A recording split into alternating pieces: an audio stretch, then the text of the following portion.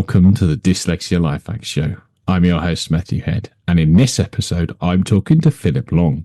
He works alongside businesses to provide insights into creating business opportunities, nurturing client relationships, and coming up with solutions to drive profits. He credits his ability in this field with his dyslexic thinking, and he's also set up a free community, Success with Dyslexia, to help other dyslexics. As always, I'll put links to Success with Dyslexia, as well as other things we talk about in the show notes, which will be available at dyslexialifehacks.com/podcast.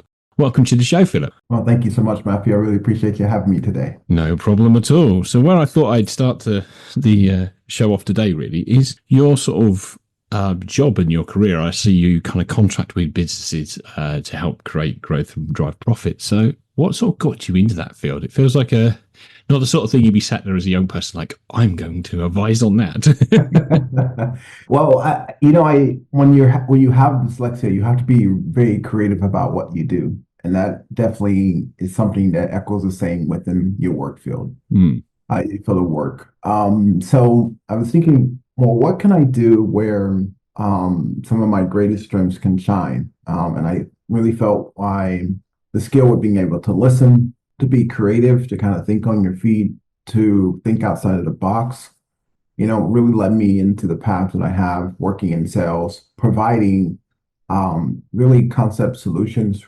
taking your time and really understanding where is the business owner or where is the client and where they would like to be and how you would like to help get them there. It's been something that has been very effective for me, allow me to be able to lean on my other strengths that I've had to be able to kind of look at something, 30 feet back and say, I think this is how we can bring a possible solution to what you're trying to do.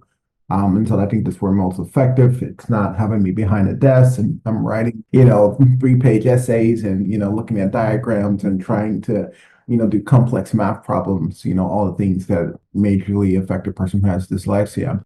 Working in sales puts me out in front and, can talk and tell the story and take it from a very technical standpoint and bring it down into something that's very simple and easy for, everyone to kind of understand. Yeah. So have you always worked in sales for most of your career, or did you do something beforehand before you thought, this kind of line of work would work better for my brain? Yeah, so, throughout college, and that's a whole journey, and I'll tell a little bit about that, but as you can imagine. So throughout college, I worked in different warehouses, factories, learned how to drive a forklift and, stuff that you did during the summer and even, right after college classes going in to do that. But yeah, it was something that I kind of gravitated to once in my bachelor's degree program, minor in marketing, and then the focus was in sales. So I just started really focusing on it. I was kind of really intrigued just in the conversation process. Really it's just kind of listening to a problem, a little bit of psychology, I guess, there too, and then talking through a little bit of a solution.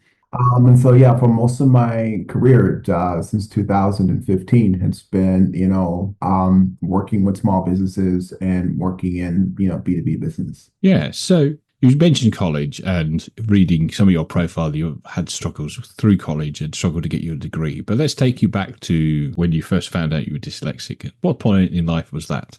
Probably around second grade is when I really started to notice the challenges that I was having with learning. Wow. So how old had you been then? Oh, shucks. Second grade, probably around maybe 7 or 8, something like that. Oh, so you got picked up relatively early then. So what sort of triggers do you think sort of set people around you off like, hang on, we need to check something here with Philip. He's learning and thinking differently to his peers?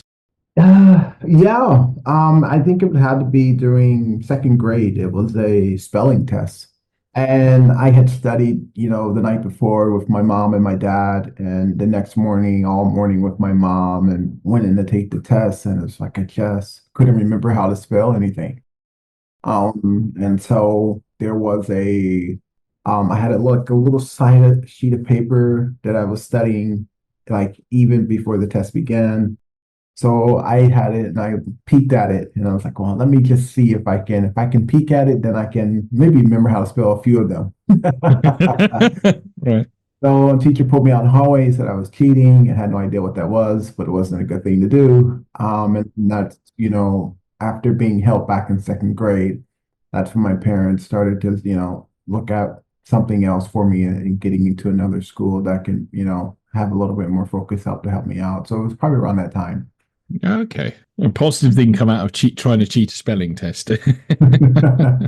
Hey, well, I considered it not necessarily to be cheating, but really just I just needed one reminder. Yeah. It's a cruel thing to have the answers on the table next to you or your crib sheet, like when you try to do a test, because the unbelievable drive to lift the forbidden fruit up, so to speak, to look at what it says can be quite strong in people, particularly if a spelling test, really spelling's not your forte. So your parents moved you into a different school because they identified you probably need some more help and you're being held back in second grade. What was different when you got to that school? Did you immediately start picking up and kicking on, or did you find you were still struggling? No, not necessarily. So early on, they put us in what they called regular classes, and then I got to meet teacher by the name of Nancy Right. Essex, who was pinnacle in my life.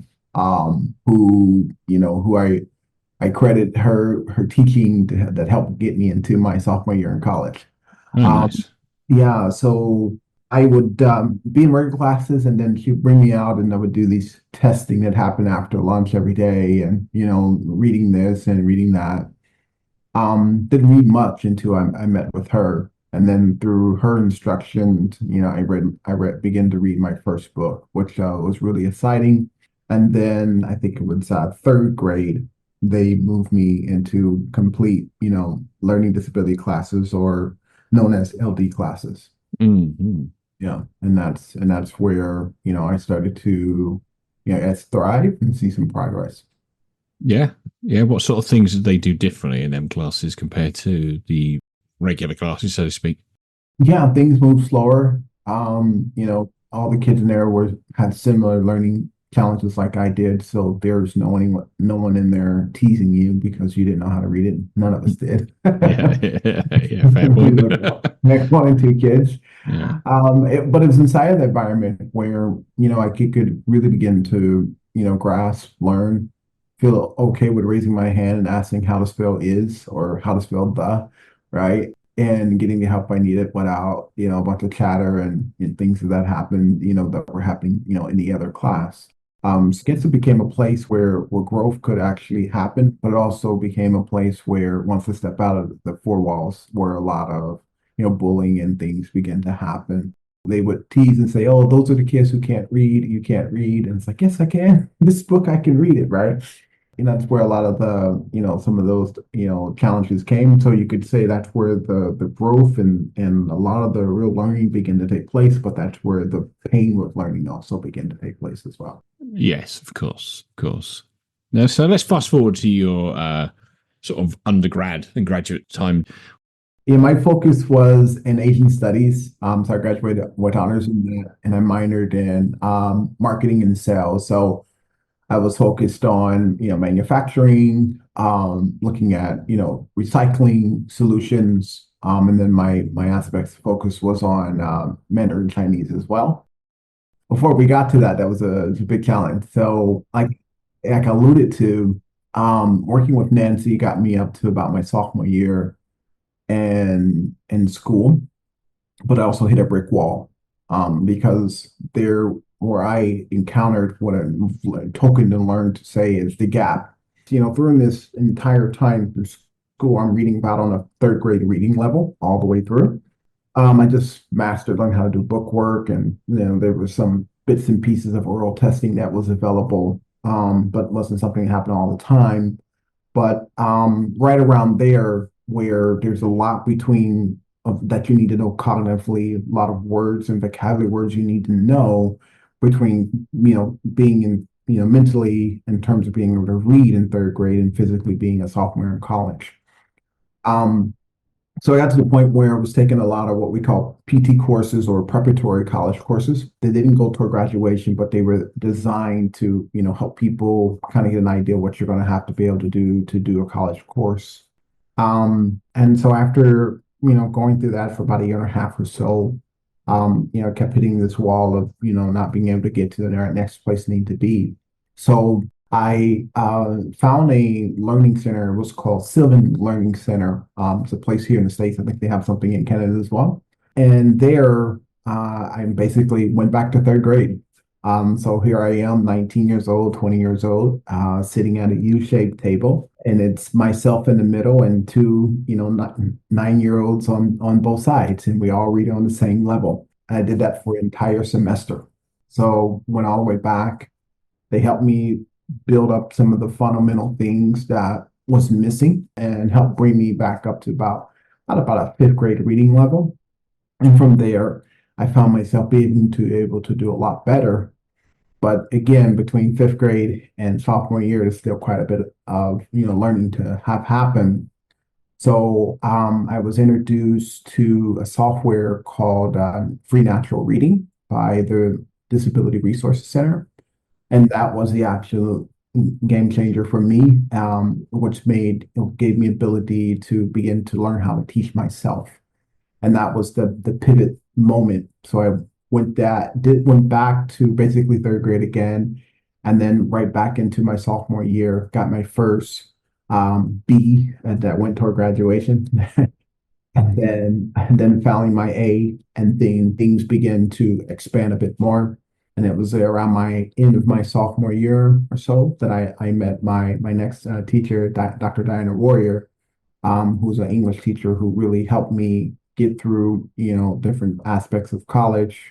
She would help me with reading and, took a lot of her early American literature courses that were pivotal for me developing my ear for learning more about English beyond just, reading some pages about, stuff that you would typically learn in a course, which really helped give me a really good foundation to kind of allow me to rock it off, if you say so to speak, to where I needed to be able to actually be able to graduate with honors or my undergrad.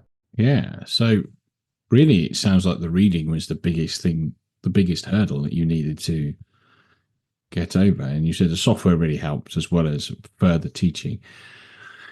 As you look back and roll through the different kind of teachers, you credited all of them with being important in your life. But what sort of things were they doing differently at different points in your life as you were going through education?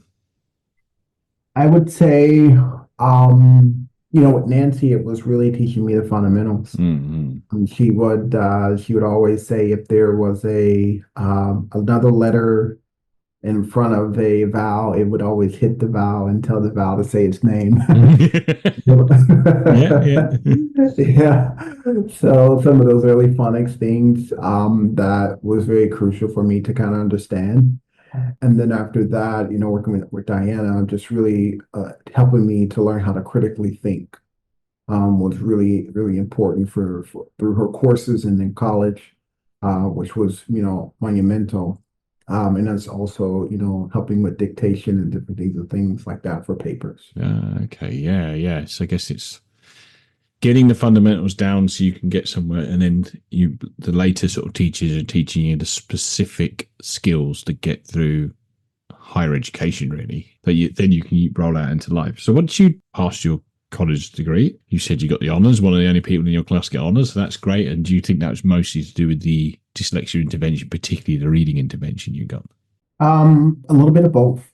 I was fortunate to be able to do my honors thesis program, and was actually able, which typically was a 20-page paper, which what I was able to give it into a presentation format and in front of the top leaders of that particular study, which was helpful because then I got to utilize my ability to actually speak well and this my my strength there that way, which was monumental. So I think that's where I did begin to see a lot of the changes that I need to have inside those environments where accommodations were available. Oh, yes, yes. So as you rolled into the world of work after that, did you find you then had to update the skills you'd learnt in education? Because you're saying about all the things you had with accommodations and people coaching you through the sort of correct way of using the English language to get where you wanted to be in education. Did you need to do anything once you got into the world of work? What sort of specific things were you looking at by the time you got to there? The world of work was a whole different world. It was really, really, really challenging. Yeah. Yeah, really challenging. I there was a lot of reports that needed to be written. dictation software was kind of still coming along, so that was really challenging. So, we had to do this daily report. And one of my sales managers said, he said, man, it's like a third grader wrote this. What is this? So that was tough. And I had to explain to him that I'm dyslexic, and that was part of my challenges with that. But that didn't necessarily help the situation. That was really challenging for me as well. But to have conquered so much, and then you get into the workplace, and it's like, oh man, here we go. And so then I got into another position, and it was more like doing lead gen and working my way. It's kind of like a SDR, but it was inside an office setting, an open office setting, which was really challenging for me because I need to use software to kind of speak into my phone and to try to spell different words. And, that was really hard, because there was too much talking going on, and you get one of the side Excel guys on your left side, and then your dictation software is picking up everything he's saying, and it doesn't really work. Yeah, yeah. And so I interviewed very well for the position, got into the position, and then we needed to get inside of Salesforce. And I was sitting with a manager, and she asked me to type into the computer prospects. And I was like, oh gosh. And it wasn't my computer, it was a work computer. So there's no way that I could actually talk it in. And then I did that. And that happened. And then after that, things just began to kind of unravel at the job. They started being more meticulous with me in terms of, reaching the quota. Then they brought some people that came in from overseas, and that was a whole talk around that. And then they brought me into the office and, basically, put me on a pit or, disciplinary, and basically they couldn't really necessarily let me go because I did explain to them my situation, but they did want to pay me less money and kind of put me in a corner, so to speak. Yeah, and that was really challenging. So, and they wanted me to sign some type of paperwork, and that was a whole thing. Um, but I decided to leave at that point. Don't blame you. Yeah, time to go. So I left that, and kind of took a little bit of hiatus, and got into a master's program, and did that, and went overseas and taught English and conversational English, and that did that for a while, before I got back into actually getting into work, with a regular type business. And from there, I really found out that outside sales or working from home was just the best environment for me, because I could have all my tools here. It's quiet, and I really learned how to just be self-efficient. And so that was what I was able to do for working in the workplace. And so never really liked large open office spaces, not because I'm not a team player, but it just doesn't work well, the way that I need to be able to do my job. So, those were some of the challenges that I had early on coming into the work field. Yeah, yeah. So not a nice feeling being in a job and feeling that you have to leave because they don't want to accommodate your neurodiversity. But you said you went on hiatus and got a master's degree, or went on a master's program. So now, after the experience of getting your undergrad, how come you decided you wanted to go back into education? What was the sort of driving force to make you think, let's go for a master's now? After, your self-esteem could be relatively low at that point, by considering you're out in the world of work, probably not that old, and the company's not be the most accepting. So going back into education, you've already highlighted, wouldn't necessarily be the best place for you. What drove you in there, and how did you find the master's program? Well, it drove me back in there, because it was the last place that I had success. Yeah, okay, yeah. Yeah, and so I would just go back up to, I mean, after I graduate, would just go back up to the school and go sit in the library or something like that, because it just had to be around where I last had success. And it was really challenging, but and then I was there, and a friend was telling me about a master's in business communication. And early on in school, my desire was to be a communication major. But technology wasn't there in terms of the books that I need to have read for me. So I had to kind of pivot. But nevertheless, he told me about this opportunity, and because my GPA was so high in my previous studies, I didn't have to take the GMAT in order to get into the program. Um, so it was a year program, and so I said, well, why not? It'll make me a bit more remarkable and help build a few more skills that I felt that I needed to make me a little more remarkable going back into the job force. Went ahead and took the opportunity. It's just a year, so why not? Yeah. Yeah, why not? Yeah. And how did you find the master's program? What sort were you using your accommodations and the tools you've already mentioned on it, or did you find some new ones during that program? Definitely found some new ones. One of my teachers, she said, I kind of understand what you're trying to say in this paper, but the dictation is not picking up on every word that you're saying, so it's not really reading the way it needs to be read. So she introduced me to, I think it's called Adobe Spark, where you can make these videos, and so you add a picture and then you put the commentary behind it. And so that was life changing, really. And so because we had all these little group projects that needed to be done and responses to it. So she allowed me to, basically make a presentation of my response. And that really helped me get through the course quite well. Yeah. And so that was really a pivotal moment for me because it really gave me a chance to be introduced to new software, and I was able to go through the course very rapidly and speak with other professors and let them know what software I was using, and that really helped me get through my master's program. I like it. Every time you shift phase in education, you pick up a new skill set or a new tool along the way to help with dyslexia and learning. And then you went and taught English, which I know you said it was a spoken English, so but it doesn't feel like a sort of natural step.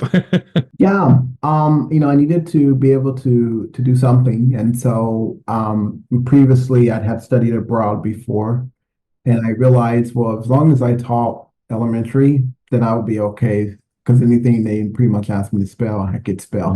So it's my level. Good hack. Yeah, yeah, yeah.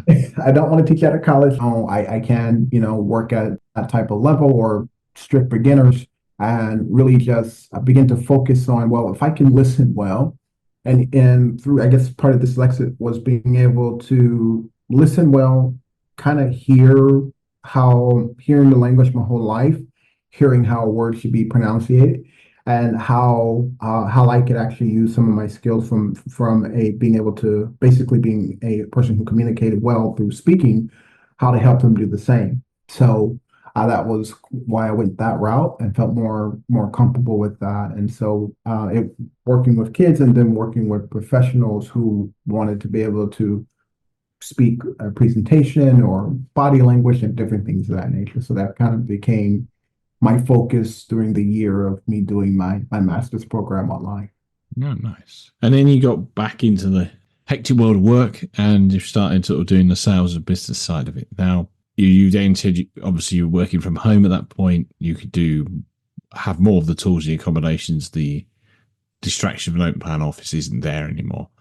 But it sounds like you reading your profile, sounds like you really, really found your niche within the kind of sales world. So what sort of path led you to this niche, and how do you find that dyslexic thinking then works within this niche? Yeah, so within the sales world, it really was about understanding that sales is just a conversation. One thing that I guess scored high at was, verbal communication. So I was okay, great. All I have to do is now focus on listening and not have an ADHD moment. I've got to just focus. So it was really just getting in and understanding, okay, there is a pattern to what's happening. There's a problem that people typically don't want to talk about because, they're kind of guarded, especially when you're just walking into their business or picking up the phone doing a cold call. So it's really, people enjoy hearing about what's important to them. It's just like if we took a group photo right now with 10 people, first person we're looking for is ourselves or our kids, right? So it was really just studying and then understanding where they were coming from. That was really effective for me. Okay, so who is my ACP or the ideal customer and what is the solution that we have, and what are the typical problems that they have inside of sales or inside of their organization, and how can I build a bridge, so to speak, to get them where they want to be through our software or through our service or through our solution. And that was something that really worked well for me. And then, technology coming in. So having a meeting with a client like this now, and being able to have like an AI behind it doing all the recording, I'm not dealing with the struggles of trying to take notes or anything like that. So focusing in on like parts of dyslexia was thinking outside the box and hearing things in a conversation that other people didn't hear and being able to ask, could you tell me a little bit more about that? What does that mean? And being able to ask those particular questions to kind of really understand where they are, and then for me to understand, back to the bridge analogy, how to really build a bridge to help them get where they're going. So that was really what's good for me there. So that leads me to ask you about your free community, Success with Dyslexia. Now, at what point in your journey did the idea of that come along? Well, the idea of that was to be able to help parents. My parents knew that I needed to be able to get somewhere where I can get better help, but I don't think they really knew what that looked like, because they directly, didn't show any signs of having dyslexia, but they knew that I needed to get some additional help that they couldn't give me in the home. And so, support or success with dyslexia has been a design to help parents who don't really know where to start, especially if your kid's in more of a public school setting.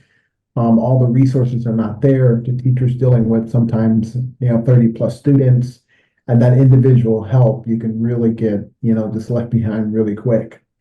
And so it's designed to really there first to educate the parents on tools, softwares, how their child is learning, why they're learning that way, so to speak. And then from there is really there to teach the child how to teach themselves, like I was able to do for myself. And so you have to really understand that you're going to be given the information one way, but you're going to have to learn how to, in your study time, turn that around and put it in a way that makes sense for you and able to learn it, and then kind of, regurgitate it, so to speak, in the way that the teacher's looking for. So it's really designed first to focus on the parents, and then teach the students. Okay, so that's the kind of pitch on it. So what's going on in the background? Is it something that you set up yourself and you're running it by yourself? Have you got people on board to help roadmap to the sort of right places? How if somebody joins the community, what are they expecting to see? So they're first expecting to understand what is dyslexia. They also are understanding what type of softwares are out there, whether it's something through, free natural reader that I said, dictation software, different things of that nature, really understanding what are the tools that you need and how you need to utilize them, first of all, and then being able to have a group session meeting where we do Q&A and understand a little bit what kind of everyone are dealing with, and we kind of talk. So as now it's just me, and then eventually I plan on bringing in maybe a specialist, maybe on the child psychology side to help with any additional help with that. But as of right now, it's just me working with parents and then understanding case by case how I can help or point them in the right direction, to get some additional help. So partnering locally with a testing center, working under that locally where I'm at here, for folks who are local, and then, working with parents to look at other places to get tested or any additional help that is kind of out of my, parameter. Yeah. Oh, cool. And how are you finding the community so far? How long has it been around? It's been going pretty good. It's something that I started at the beginning of the year. It's growing, helping where I can, and connecting with different people. So I've had an opportunity to meet with a mom. Her son is about 15 years old. And so After our conversation, she said, "You are the first person who ever helped me truly understand what's going on with my son and how he learns." And so she was very happy with that. And so we're going to meet again and talk a little bit more about some ways to help him begin to, teach himself the way that he needs to learn. So that's kind of how I've been working it, just, one-on-one, and keep it more of an intimate thing. And then as we continue to grow and develop it, we'll definitely see me doing a bit more. Do you see that as something that you might grow into a full-time thing where you're helping people one-on-one with dyslexic challenges? Yes, long term, what I would like to do is build it out into a foundation. I think one of the major that people have challenged with is really the resources and the money. What I learned, growing up, was myself and maybe a handful of other friends, and everybody took their own path. But one of my friends, his family was a little bit more well-to-do, so they was able to actually move him out of our school and take him to an even more specialized school that was kind of focused on dyslexia. And that's not typically everyone's route that they can take. One thing I have learned is the more money that you have when your child has dyslexia, the more help that you can get them to have, and kind of help lessen some of the effects of it if you have that money. Um, and that's truly, not the case for a lot of different people. So the foundation would actually be designed to help them build their reading and teach them how to use technology and other skills to help kind of bridge that gap that they have. And the idea is to help them as early as it's possible. Because what I don't want is for these students to be kind of like I was. I'm testing at a third grade reading level, but I'm a sophomore in college. And so the sooner you can get the right resources into their hands, the smaller that gap begins to come, and the easier that transition through college or through trade school or into work is a lot more easier. And so that's where I want to be able to help. Um, just talking to parents, some of the same challenges that I was dealing with when I was school are the same things that are happening now. So, that's where we'd like to be able to get the foundation going and get it going. So I actually want to name it after Nancy Esses. She passed in 2019. So I'd like to call it the Nancy Esses Foundation. Oh, nice. It's quite a powerful image you have there of the 19-year-old sat on a U-shaped table with two 7-year-olds having to be taught the same as they are to try and catch up so you can work as a sophomore in college. And that's got to be soul destroying at points. And it's a hard thing I'd have thought to get used to. And that if you want to get to where you want to in life, you've got to work your way through this situation. Yeah, that was really challenging, but what choice did I have? Yeah. Because it's either give up and we wouldn't be having this conversation today, or it was a big brick to swallow this, or kind of look at it as a scenario of a bow and arrow. Sometimes you got to get pulled back to go really far. Nice analogy. Yeah, and so I one thing that was really important to me was my mother really taught me to be optimistic during this time. She always taught me to have great faith in God, knowing that I can do everything with Him. He would give me strength, just believe, right? And I think one thing is if you're negative with plus dyslexia equals nothing because you're really just focusing on what you cannot do. Yes. Yes, definitely. And where we draw our attention to, it's typically where we end up, being if we focus on something for that time. So I think a lot of it is, being optimistic. You're going to hear a lot of what you cannot do. I mean, trust me, throughout my journey, taking those preparatory courses, counselors, professors, is this right for you? Maybe try a tech school, and we don't think this is a good fit, right? Everything that you hear, and I could have taken that and allowed their words to become my reality, or I could allow myself to say, okay, this is going to be incredibly challenging. but what is it that I can do well in this? Cool. So every guest that comes on this podcast gets 3 rapid fire questions from myself. They don't need rapid fire answers from you, but they are quick questions from me to end the podcast out. So let's dive into rapid fire question number 1. What prejudices have you had about dyslexia that's been proven wrong? That it's impossible for you to learn. Yeah. Cool. That's quite a big one. Okay. And rapid fire question number 2. If an alien landed and you had to describe dyslexia to them, how would you do it? Its ability to learn different and ability to see things differently than other people see it. Yeah. Cool. And the final question is rapid fire set. And seeing as this is the Dyslexia Life Hack Show, what is your favorite dyslexia life hack? Software and AI. You're on the AI as well. Absolutely. AI, and just I'll say this quickly, AI has been one of the most powerful tools that helped me in the workplace because it would take me an hour and a half maybe to write one email. Now I can give it the premise of everything that I needed, everything I need to throw in there, and put it all together, and then it put this into a short email for me, and then I can critique it as I go. Phenomenal for working in the workplace. You're not actually telling it to do the work, you're giving it all the meats and potato, but it's kind of cooking it for you, so to speak. Yes. Yes. Yeah, I could see your point. Cool.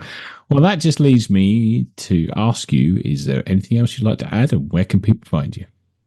Yeah, so I'll send you the link from the show notes at the bottom for my website. And then people can also find me on Twitter or X for there. And I'll also leave it at the bottom as well. Thank you very much. And that leaves me to remind the listeners to leave a review and subscribe if you haven't already. And I want to thank Phil for taking the time to come on the episode today. And I want to thank everybody else for taking the time to listen. And I will speak to you in the next episode. Goodbye for now.